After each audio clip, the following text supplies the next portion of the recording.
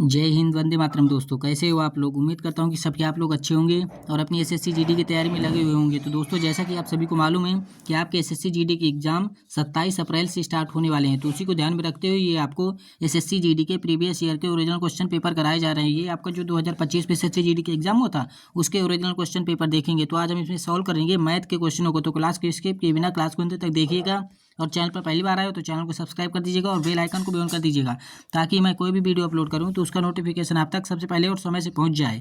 तो चलिए चलते हैं, स्क्रॉल करते हुए मैथ के क्वेश्चन की ओर चलते हैं। और ये रीजनिंग का मैंने प्रैक्टिस सेट आपको करवा दिया है, तो आप लोग जाकर इसको देख सकते हैं। तो चलिए चलते हैं, इसको स्क्रॉल करते हुए मैथ के क्वेश्चन की ओर चलते हैं ताकि आपको ऐसा कुछ न लगे कि हमने कुछ एडिट करके और कुछ दिखा दिया। तो चलिए इसको स्किप करते हुए चलते हैं, आप मैथ के क्वेश्चन को सॉल्व करते हैं। तो देखिएगा, यहाँ से अब हमारे मैथ के क्वेश्चन स्टार्ट होने वाले हैं। तो ये हमारा रहा मैथ का क्वेश्चन। तो बताइएगा कि इसको हम कैसे सॉल्व कर सकते हैं। तो चलिए इसको कैसे सॉल्व करते हैं मैं आपको बताता हूँ। तो देखिए यहाँ पे ए और बी किसी कार्य को क्रमशः 25 दिनों और 30 दिनों में पूरा कर सकते हैं। उन्होंने 6 दिनों तक साथ मिलकर कार्य किया। उसके बाद बी के स्थान पर पी आ गया और अगले 8 दिनों में कार्य पूरा हो गया। पी अकेले उसी कार्य को पूरा करने में कितना समय लेगा? तो देखिए, ए एक कार्य को कितने दिन में कर रहा है? 25 दिन में। और बी उसी कार्य को कितने दिन में कर रहा है? 30 दिन में कर रहा है। तो इन दोनों का हम एलसीएम ले लेंगे, वही हमारा टोटल कुल काम हो जाएगा। तो इन दोनों का एलसीएम हो जाएगा हमारा कितना? 150 हो जाएगा। अब इस 25 से भाग देंगे 150 में, तो हमारा कितनी बार में कट जाएगा? ये 6 बार में कट जाएगा। और 30 से इसको भाग देंगे तो ये 5 बार में कट जाएगा। तो देखिए, दोनों मिलकर कितना काम कर रहे हैं? 6 और 5 11 काम कर रहे हैं। और ये दोनों 6 दिनों तक 7 काम कर रहे हैं ना, तो 6 से गुणा कर देते हैं तो 11 6 66। ये इसने 66 काम कर दिया है। तो चलिए 66 काम घटा लेंगे तो हमारा शेष काम बच जाएगा। तो यहाँ पे हो जाएगा हमारा 10, 10 में 6 घटाएंगे बचेगा 4। यहाँ पे हो जाएगा 14, 14 में 6 घटाएंगे बचेगा 8। तो हमारा शेष काम कितना बचा है? 84 बचा हुआ है। उसके बाद पी के स्थान पर पी आया है। तो देखिए यहाँ पे पी आया है ना, तो हमारा यहाँ पे हमारा ए है, जो ए ने 6 दिन और काम किया होगा।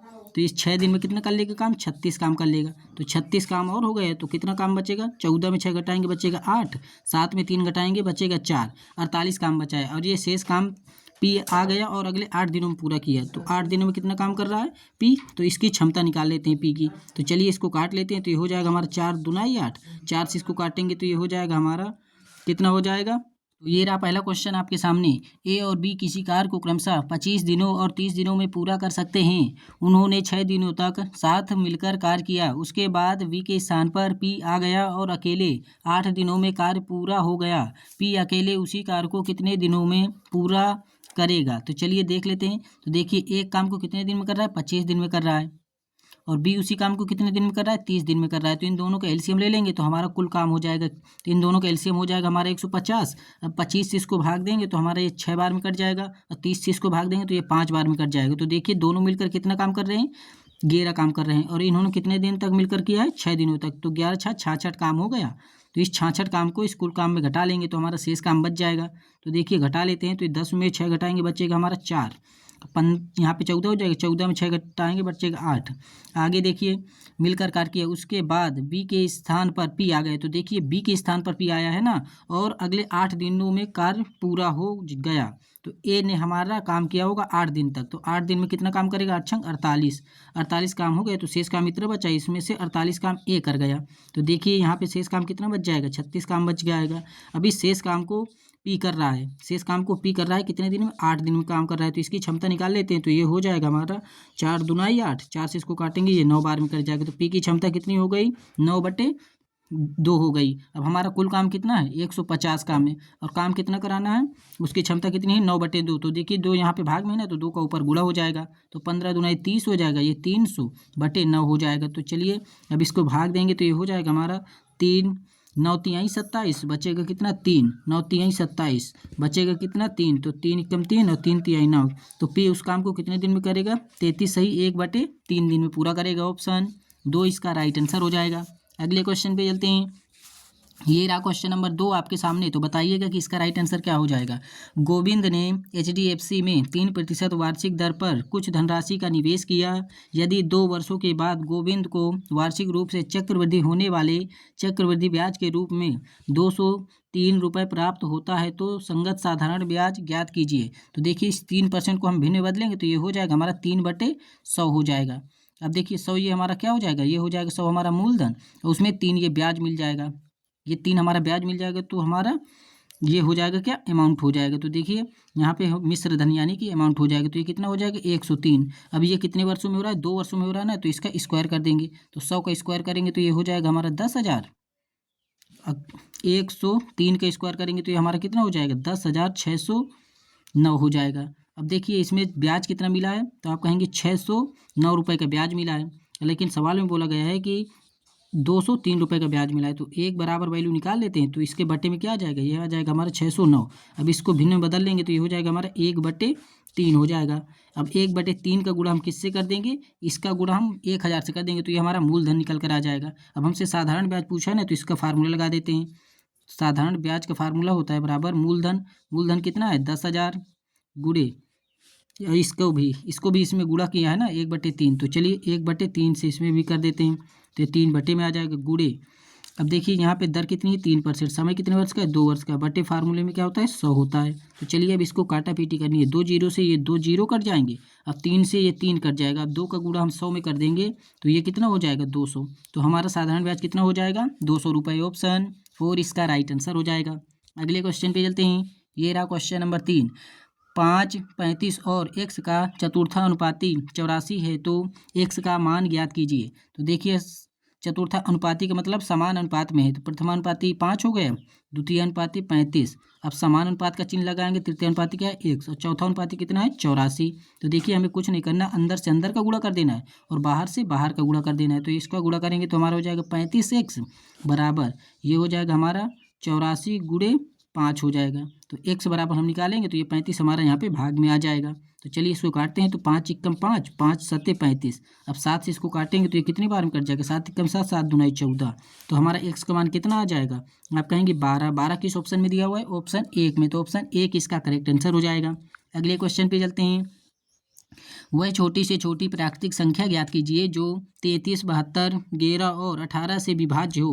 तो देखिए हमें क्या करना है, हम अगर एलसीएम के मेथड से जाएंगे तो हमें काफ़ी ज़्यादा समय लग जाएगा, तो हम इसमें क्या करेंगे बाई ऑप्शन जाएंगे, यानी कि ऑप्शन में भाज्यता का नियम लगाएंगे और हमारा आंसर जल्दी निकल कर आ जाएगा। तो देखिए 11 से भाज्यता का नियम क्या होता है, अल्टरनेटिंग सीरीज का अंतर 0 हो या फिर कोई 11 का मल्टीपल हो तो वो हमारी संख्या 11 से कटती है। तो देखिए यहाँ पे हमारा 7 और 2 जोड़ देंगे तो हमारा 9 हो जाएगा, और ये 9 है, अब इनका अंतर कर लेंगे तो देखिए 0 आ जाएगा, 0 आए या फिर कोई 11 का गुणा जो या 11 हो या 22 हो, तो वह संख्या किससे कटेगी 11 से कटेगी, तो ये वाली कट रही है। आगे इनको देख लीजिए 8, 9 कितना हो जाएगा 17, 17 में 3 घटाएंगे तो कितना बचेगा 14 बचेगा, क्या 14 कट रही है 11 से, आप कहेंगे नहीं, तो ये हमारा गलत हो जाएगा। इसी तरह इसमें देखेंगे 6, 6 12, 12 में 9 घटाएंगे तो बचेगा 3, क्या 3 11 से कटेगी, नहीं, तो ये भी गलत हो जाएगा। 8 1 9, 9 में 8 घटाएंगे 1 बचेगा, क्या 1 हमारा 11 से कटेगा, नहीं कटेगा ना, तो हमारा केवल ऑप्शन 3 ही है जो कट रहा है, तो हमारा ऑप्शन 3 इसका राइट आंसर हो जाएगा। ऐसे क्वेश्चनों को आप भाज्यता का नियम लगाकर कीजिएगा, आपका आंसर जल्दी निकल कर आएगा। ये रहा क्वेश्चन नंबर 6, ये रहा क्वेश्चन नंबर 5। 6 व्यक्ति भोजन करने के लिए एक होटल में गए, उनमें से 5 व्यक्तियों में से प्रत्येक ने अपने भोजन पर 30 रुपये खर्च किया। तो देखिए प्रत्येक व्यक्ति ने 30 रुपये खर्च किए, और कितने व्यक्ति हैं 5 व्यक्ति, तो इन्होंने कितने रुपये खर्च किए 150 रुपये। और छठे व्यक्ति ने कितने खर्च किए होंगे तो उसको नहीं मालूम है, तो x खर्च किया, तो औसत बराबर, औसत को हमने x मान लिया, औसत बराबर योग हो गया, बटे संख्याएं कितनी की हैं 5 क्या योग है, एक ही है 6 हो गई, औसत से कितना अधिक खर्च किया है 50 रुपये अधिक खर्च किया है। तो चलिए इसको हम सॉल्व कर लेते हैं, तो देखिए 6 हो जाएगा, अब ये हो जाएगा हमारा 150 प्लस 100 हो जाएगा, प्लस 50 में गुणा कर देंगे इस 6 का, तो ये हो जाएगा 6 पंचे 30, क्रॉस मल्टीप्लाई गुणा कर देंगे तो ये हो जाएगा हमारा 6x, यहाँ पे 6x हो जाएगा यहाँ पे, तो चलिए लिख लेते हैं, ये हो जाएगा 6x बराबर, यहाँ पे देखिए 300 और ये 150 को जोड़ लेंगे तो ये हमारा हो जाएगा 450 प्लस x हो जाएगा। तो देखिए x यहाँ पे प्लस का है तो इसको पक्षांतर कर लेंगे तो माइनस का हो जाएगा, तो यहाँ पे बच जाएगा माइनस के 5x बराबर, ये हो जाएगा हमारा 450। अब 5 से इसको काट देंगे तो ये हमारा x का मान कितना आ जाएगा 90 आ जाएगा। तो देखिए हमारा पहले खर्च कितना था 150 रुपये, 150 रुपये पहले खर्च है, और छठा व्यक्ति कितना खर्च कर रहा है 90 रुपये खर्च कर रहा है, तो हमारा कुल खर्च ये हो जाएगा। तो जोड़ लेते हैं तो 0 9 5 14 का 4 हासिल 1 1 और 1 2, तो हमारा कुल खर्च कितना हो जाएगा 240 रुपये। ऑप्शन 2 इसका राइट आंसर हो जाएगा। तो चलिए इसको भी सॉल्व कर लेते हैं। तो देखिएगा ये कोष्टक के अंदर हमारा दिया हुआ है माइनस के 9, फिर यहाँ पे कोष्टक बंद है, फिर माइनस के चिन्ह लगाए, फिर कोष्टक के अंदर है माइनस के 60, अब भाग किससे करना है माइनस के 12 से, अब देखिए यहाँ पे प्लस का है और कोष्टक में माइनस का है, तो प्लस माइनस का गुणा करते हैं तो क्या आता है, माइनस आता है। 3 का गुणा 7 से कर देंगे तो 21 हो जाएगा। तो ये माइनस से माइनस कट जाएगा, 12 से इसको काटेंगे तो 12 पंचे 60, तो ये हो जाएगा हमारा माइनस के 9, माइनस के 5 और माइनस के 21। तो इनको हम जोड़ लेंगे तो हमारा कितना हो जाएगा, 35, वो भी माइनस का। तो हमारा माइनस का 35 इज राइट आंसर, ऑप्शन 2 इसका करेक्ट आंसर हो जाएगा। अगले क्वेश्चन पे चलते हैं। ये रहा क्वेश्चन नंबर 7। समूह ए में 81 सदस्य, समूह बी में 29 सदस्य और समूह सी में 70 सदस्य हैं। इन समूहों के सभी सदस्य एक रेस्तरां में गए। समूह ए, समूह बी और समूह सी के प्रत्येक सदस्य पर खर्च की गई औसत राशि क्रमशः 467 रुपये, 117 रुपये और 378 रुपये है। प्रति सदस्य खर्च की गई कुल औसत राशि ज्ञात कीजिए। तो देखिए, औसत गुणे संख्या हमारा क्या होता है, योग होता है। औसत गुणे संख्या, पहले ए का हम निकाल लेते हैं योग। तो देखिए ए कितने खर्च कर रहा है, तो आप कहेंगे औसत कितना है ए का, आप कहेंगे 467 है। और संख्याएं कितनी हैं, कितने सदस्य हैं, तो आप कहेंगे 81। इसका गुणा करेंगे तो हमारा कितना आ जाएगा, ये आ जाएगा हमारा 37,827। कितना आ जाएगा, 37,827 हो जाएगा। अब बी का योग निकाल लेंगे तो बी में कितने औसत है, 117। कितने सदस्य हैं, 29 सदस्य हैं। तो 29 से इसमें गुणा कर देंगे तो ये हमारा कितना हो जाएगा, 3,393। 3,393 हो जाएगा। अब इसी तरह सी का हम योग निकाल लेंगे तो सी में कितना औसत है, 378। 378 का गुणा हम 70 से कर देंगे तो ये हमारा कितना हो जाएगा, तो ये हो जाएगा 26,460। 26,000 नहीं, 26,000, 26,000 होगा, 26,460 हो जाएगा। अब चलिए इन सभी को हम जोड़ लेंगे तो हमारा कितना हो जाएगा इनका योग, तो इनका योग हो जाएगा हमारा 67,680। इन सभी को जोड़ लेंगे तो ये पदों का योग हो गया, पदों की संख्या ये है हमारी संख्या है, तो इनको जोड़ लेंगे तो हमारी कितनी हो जाएगी, ये हो जाएगा 180। तो चलिए अब इसको काट लेते हैं, तो ये 0 से ये 0 कट जाएगा। अब इस 18 से काटते हैं, तो 18 से इसको जब हम काटेंगे तो ये हो जाएगा 18×3 = 54। 18×3 = 54 हो जाएगा। अब देखिए 67 में 54 घटाएंगे तो यहाँ पे बचेगा 3, यहाँ पे बचेगा 1, ये 6 उतार लेंगे तो ये हो जाएगा 18×4 = 72, 18×5 = 90, 18×6 = 108, 18×7 = 126। तो 18×7 = 126 हुआ। तो देखिए अब इसमें शेषफल कितना बच जाएगा, 10 बच जाएगा। फिर इस 8 उतारेंगे, 18×5 = 90, 18×6 = 108, तो ये 6 बार में पूरा 108 कट जाएगा।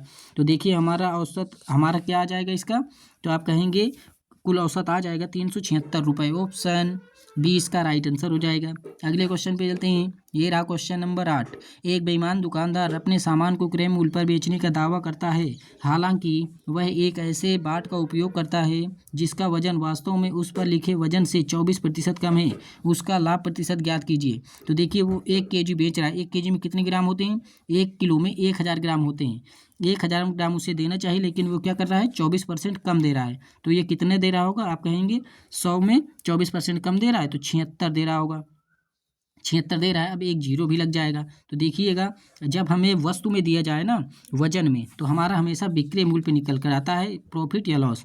तो देखिए एक जीरो से एक जीरो हम काट सकते हैं। तो देखिए इसमें हमें लाभ कितना हुआ, ये हमने खरीदी और इतने रुपए ये हमने दिया और लिया इतने रुपए, लिया इतने वजन का रुपए। तो देखिए हमें लाभ कितना हुआ, 24 का।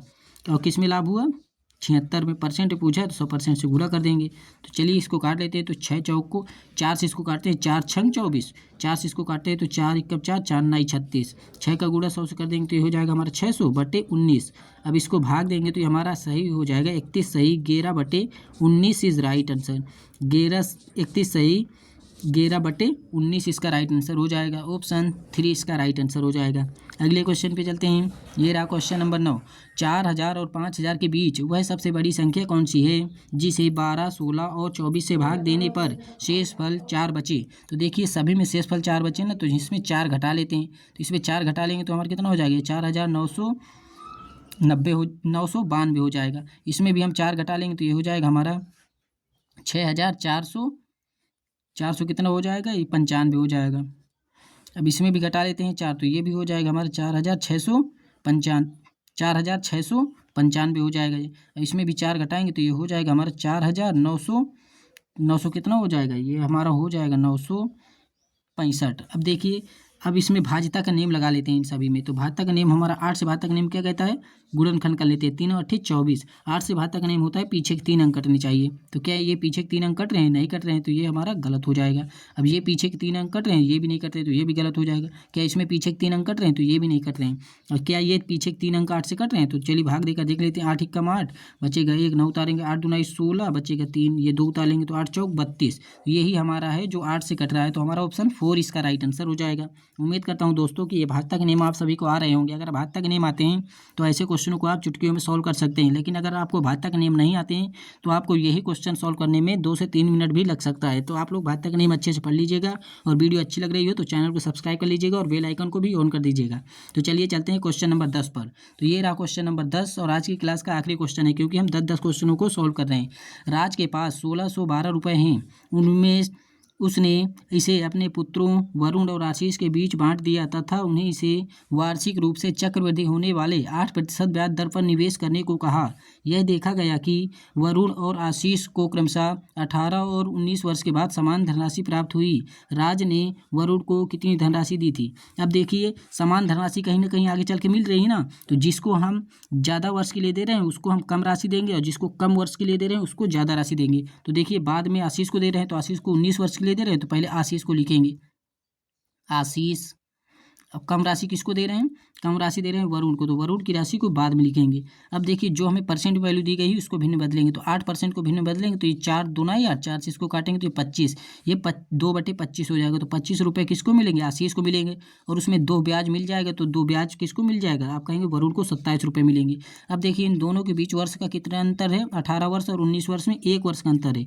इसके पावर अगर हम 1 करेंगे तो हमारे अनुपात की राशि में कोई फर्क नहीं पड़ेगा। तो अनुपात में कितनी राशि बांटी गई है? कितनी राशि बांटी गई? तो आप कहेंगे 52 रुपये की राशि बांटी गई, लेकिन सवाल में बोला गया है कि 1612 रुपये बांटे गए हैं। तो चलिए इसको काट लेते हैं।